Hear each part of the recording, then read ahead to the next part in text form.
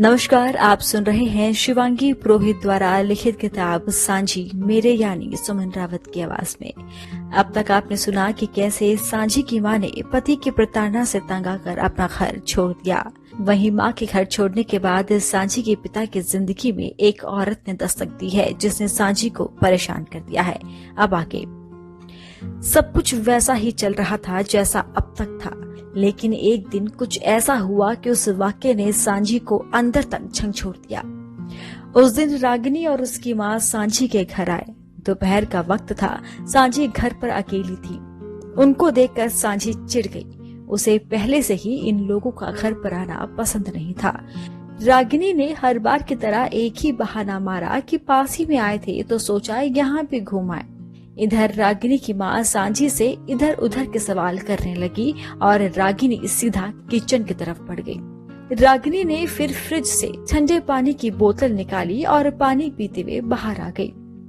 लो mummy, ठंडा है। उसने अपनी माँ को बोतल थमा दी। सांझी बेटा, जरा कड़क चाय बना दो, रागिनी ने सांझी से कहा।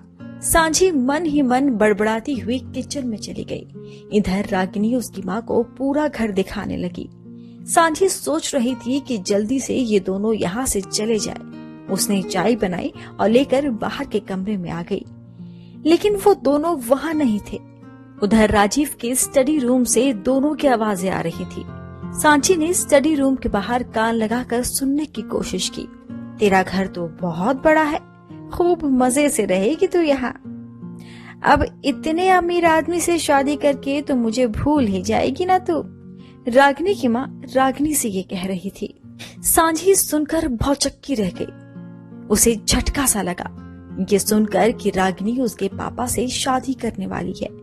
सांझी थोड़ी देर वहीं खड़ी रही। जब वे दोनों बाहर आई तो उन्हें चाय देकर वापस किचन में चली गई। सांझी के मन में बहुत सवाल उठ रहे थे। उसे अब समझ आ गया था कि पापा और रागिनी का रिश्ता सिर्फ दोस्ती का नहीं था। अब उसे इस बात की फिक्र हो रही थी कि यदि पापा ने रागिनी से शादी की तो मम्मी का क्या होगा। यही सब सोचते सोचते शाम हो गई। सांझी मानसिक रूप से बहुत परेशान हो गई थी और बहुत ही बेबस महसूस कर रही थी। उसने वंश को फोन लगाया और बहुत रोई। वंश पूछता रहा, लेकिन वह कुछ बता नहीं पा रही थी, बस रोई जा रही थी। थोड़ी देर बाद चुप होकर उसने वंश को ये बात बताई। ये सुनकर वंश को जरा भी आश्चर्य नहीं हुआ, क्योंकि उसे इस बात का आभास पहले ही था कि ऐसा कुछ जरूर होगा।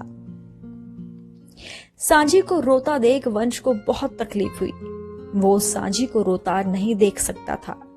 उसे सांझी की बहुत चिंता थी, इसीलिए वो अगले दिन उससे मिलने रीवा आ गया। सांझी वंश से मिलने पहुंची और उससे लिपट कर रोने लगी। वंश ने उसे रोका नहीं, ताकि रोकर उसका मन हल्का हो जाए। वंश से मिलकर सांझी के मन को काफी शांति मिली। दोनों एक दूसरे में इतना रम गए कि सांझी को समय का भी पता नहीं चला। अचानक उसकी नजर कलाई पर पड़ी तो 5 बजने वाले थे। खुशी और बंटी ट्यूशन से वापस आने वाले थे। वंश, मुझे जाना होगा, बहुत देर हो गई है। खुशी और बंटी आते ही होंगे, घर लॉक है, सांझी ने कहा। तुमसे दूर जाने का मन नहीं होता, मेरे साथ चलो ना, मैं तुम्हें और परेशान नहीं देख सकता। चलो अपनी एक नई दुनिया बसाते हैं, वंश ने सांझी को गले लगाकर कहा। नहीं नहीं, अभी नहीं, मैं 18 साल की भी नहीं हुई हूँ अभी, और मेरे दोनों भाई बहन बहुत छोटे हैं। मैं अपनी जिम्मेदारियों से पीछे नहीं हट सकती, सांझी ने वंश से कहा और फिर दोनों अपने अपने रास्ते चले गए। सांझी घर पहुंची तो पापा की कार खड़ी देखकर बहुत बुरी तरह से घबरा गई। खुशी और बंटी भी घर आ चुके थे। सांझी दरवाजे के बाहर खड़ी थोड़ी देर कोई बहाना सोचने लगी। फिर जैसे ही अंदर घुसी, सामने सोफे पर पापा को बैठे देख उसने बनकर पूछा, पापा, आप जल्दी आ गए? कहाँ गई थी तुम? राजीव ने टीवी देखते हुए पूछा। वो टीना के घर गई थी, सेकंड टर्म का सीसीए बना रहे थे ना साथ में, सांझी ने कहा। ठीक है, लेकिन समय का ध्यान रखा करो, घर की जिम्मेदारी है तुम पर। ऐसे किसी लड़की के घर जाकर बैठने से अच्छा उसे यहाँ बुला लिया करो, राजीव ने कहा। जी पापा। ये कहकर सांझी अंदर कमरे में चली गई। एक गहरी सांस छोड़कर उसने वंश को मैसेज किया, आज तो बच गई, पापा घर पर है। तुम ट्रेन में बैठ गए? हाँ, बैठ गया मैं ट्रेन में। पापा ने डांटा तो नहीं? कुछ देर तक सांझी की उंगलियां मोबाइल पर चलती रही, लेकिन जब राजीव ने आवाज दी तो वो नीचे उतर आई। सांझी नीचे पहुंची तो राजीव ऑफिस वापस जा रहे थे। वो सांझी से बोले, आज रात का खाना रागिनी बनाएगी, उसे बहुत इच्छा है तुम सबको अपने हाथ का खाना खिलाने की। 7 बजे तक आ जाएगी, ठीक? ये कहकर राजीव चले गए। सांझी का मन हुआ कि अपना सिर दीवार पर मार ले। रागिनी 7 बजे आने वाली थी। सांझी ने अपना तेज दिमाग इस्तेमाल किया और अच्छी खासी योजना तैयार कर ली। रागिनी तो आते ही अपना लाड़ प्यार बरसाने लगी। सांझी रागिनी के साथ किचन में पहुंची तो रागिनी ने अपने बैग से पनीर का पैकेट निकालकर डाइनिंग टेबल पर रख दिया। आज मैं तुम सबको मेरे हाथ के पनीर की सब्जी खिलाऊंगी, रागिनी ने कहा। ठीक है, आप बनाइए, मुझे मेरा CCA कंप्लीट करना है, मैं जाती हूँ। सामान न मिले तो खुशी से पूछ लेना। सांझी ये कहकर ऊपर अपने कमरे में चली गई।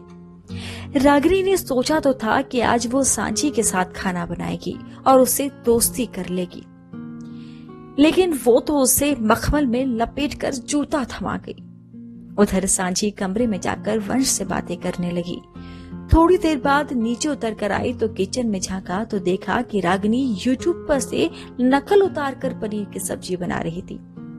ये देखकर सांझी ने अपने माथे पर हाथ मारा और मन ही मन सोचा, जो कभी बनाया नहीं उसे बनाने की कोशिश क्यों कर रही है। थोड़ी देर में रागिनी का खाना बनकर तैयार हो गया। उसने सब डाइनिंग टेबल पर जमा किया। उधर बाहर राजीव की कार की आवाज सुनकर बाहर के कमरे की तरफ चली गई। मौका पाते ही सांझी ने रागिनी के मटर पनीर में 1 मुट्ठी बराबर लाल मिर्च डाल दी। इधर रागिनी के राजीव के साथ मीठे बोल चल रहे थे। आप फ्रेश हो जाइए, फिर सब साथ में खाना खाते हैं। आप फ्रेश हो जाइए, फिर सब साथ में खाना खाते हैं। सांझी के मन में तो लड्डू फूट रहे थे। एक बार को उसे लगा भी कि उसने रागिनी की मेहनत को बर्बाद कर दिया, लेकिन दूसरी तरफ उसके मन में रागिनी को लेकर खिन्नता भी थी। वो नहीं चाहती थी कि उसके पापा रागिनी से शादी करे। यदि ऐसा हुआ तो मम्मी का क्या होगा। यही सब बातों के कारण सांझी का रागिनी से अलगाव था। राजीव मुंह हाथ धोकर आए तब रागिनी ने सबको खाने के लिए बैठाया। उसने स्पेशल खड़े होकर चारों की थाली परोसी और खुद भी बैठ गई। चलिए खाकर बताइए कैसा बना है, रागिनी ने कहा। इधर बंटी सबसे पहले उछला। ओह, बहुत मिर्ची है, कहकर पानी का गिलास मुंह से अड़ा लिया। सच में बहुत तीखा है, खुशी ने भी कहा। आंटी आपके यहाँ तीखा ज्यादा चलता है क्या? सांझी ने भी हाँ में हाँ मिलाई। नहीं, मैंने तो कम ही मिर्च डाली थी। रागिनी ने अपना पहला ग्लास तोड़ा। हाँ भाई, मिर्च तो है, राजीव ने भी कहा। रागिनी ने जब खाया तो समझ गई कि किसी ने गड़बड़ की है। सांझी, तुमने एक्स्ट्रा मिर्च तो नहीं डाल दी? रागिनी ने कहा। आंटी, खाना तो आपने बनाया है, मैं तो किचन में एक बार भी नहीं आई थी। मुझे लगता है YouTube से देखकर जब आप बना रही थी तब शायद आपने दोबारा डाल दिया होगा। सुबह की आलू गोभी फ्रिज में रखी है, मैं गरम कर देती हूँ। ये कहकर सांझी फ्रिज की तरफ चली गई। रागिनी झेप कर रह गई। वो राजीव की तरफ नजरें नहीं उठा पा रही थी। वो अपने आप को बहुत ही बेइज्जत महसूस कर रही थी। राजीव ने शुरू में 2-3 ग्लास खाए, लेकिन फिर राजीव से भी नहीं खाया गया तो पानी पीकर सलाद खाने लगे। सांझी सब्जी गरम करके ले आई और सभी को प्लेट में परोस दिया। सभी ने सांझी की आलू गोभी से खाना खत्म किया। राजीव खाने के बाद उठकर बरामदे में चले गए। सभी के थालियों में मटर पनीर जस का तस रखा था। ये देखकर रागिनी का दिमाग गर्म हो रहा था। रागिनी वहां से जाने की फिराक में थी, लेकिन सांझी ऐसा कहाँ होने देती। आइए आंटी, साथ में बर्तन धो लेते हैं। ये कहकर सांझी टेबल पर रखे बर्तन बेसिन के पास रखने लगी। ठीक है बेटा। रागिनी की बनावट उसके दिमाग पर भी भारी थी। रागिनी बर्तन मांजने लगी।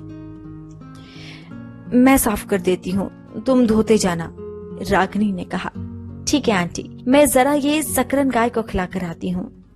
सांझी ने सारा मटर पनीर एक बर्तन में डाला, चावल फ्रिज में रखे और बर्तन हाथ में लेकर बाहर निकल आई। सांझी जानती थी कि थोड़ी दूर सड़क पर ही गाय मिल जाएगी, लेकिन वो जानबूझकर पार्क के रास्ते चल दी। पार्क में कुछ बच्चे फुटबॉल खेल रहे थे। सांझी एक बेंच पर जाकर बैठ गई। बेंच के ऊपर जल रही सोलर लाइट पर फुंदियां भिनभिना रही थी। सांझी को वहां बैठकर एक अजीब सा सुकून मिल रहा था। पार्क में खेलते हुए बच्चे बिना किसी टेंशन के इधर उधर दौड़ रहे थे, पसीने से तर हो चुके थे, लेकिन चेहरे पर खुशी थी। रात के 9:30 बजे की वो ठंडी ठंडी हवा सांझी के मन को अलग ही शांति दे रही थी। बेंच से टिककर सांझी ने आंखें बंद कर ली और उस हवा को महसूस करने लगी। उन बंद आंखों में भी उसे वंश का चेहरा ही दिखाई दिया। सांझी वंश को अपने पास महसूस करने लगी। उसने आंखें खोली और अपना मोबाइल निकाला। उसकी उंगलियां मोबाइल पर थिरकने लगी। उसने लिखा, आई लव यू वंश, और मुस्कुराकर मोबाइल जेब में रख लिया। सांझी को फिर रागिनी का ख्याल आया कि बर्तन अब तक धुल चुके होंगे। सांझी उठ खड़ी हुई और गाय को ढूंढकर पूरा मटर पनीर खिला दिया और घर की तरफ चल दी। रात के हल्के अंधेरे में घूमना उसे अच्छा लग रहा था। ठंडी हवा और झिंगोरों की झंझन के बीच गलियों को पार कर सांझी को आज एक अजीब सा सुकून मिल रहा था। तभी मोबाइल में टन की आवाज आई, आई लव यू सांझी। ये पढ़कर चेहरे पर मुस्कुराहट बिखर गई। सांझी ने घर पहुंचकर बर्तन शेड में रखे और डाइनिंग टेबल साफ किया। उधर रागिनी अपने बाल संवार रही थी। राजीव भी तैयार होकर बाहर कमरे में बैठे थे। रागिनी बाहर आई और बोली, चलिए चलते हैं। राजीव ने बच्चों को हिदायत दी और बाहर से लॉक करके रागिनी को कार में बिठाया और उसे घर छोड़ने चले गए। सांझी आज बहुत खुश थी। उसका दिन काफी अच्छा गुजरा। पहले वो वंश से मिली और फिर रागिनी को सबक सिखाया। जिंदगी में इतने उतार चढ़ाव चल रहे थे कि ये छोटी छोटी खुशियां ही काफी थी। लेकिन क्या सांझी की जिंदगी में ये खुशियां बरकरार रहने वाली थी? आज भले ही सांझी ने रागिनी को मात दी है, लेकिन क्या रागिनी अब चुप बैठेगी? सांझी की जिंदगी यहाँ से क्या करवट लेगी? सुनिए मेरे साथ सांझी की अगली कड़ी में। नमस्कार।